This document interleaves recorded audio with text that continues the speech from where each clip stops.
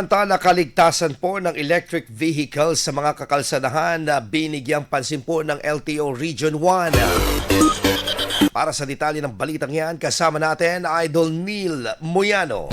104.7 IFM. Report!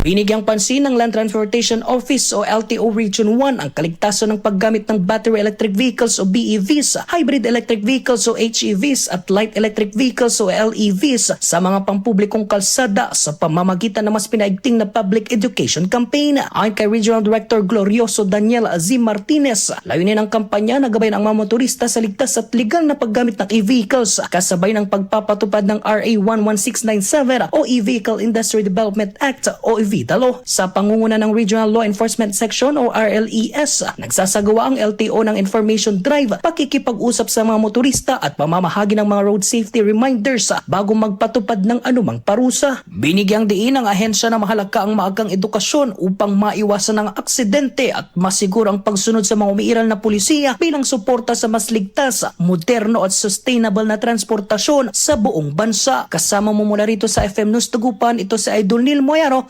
Tatak IFM. IFM News. IFM News. IFM News.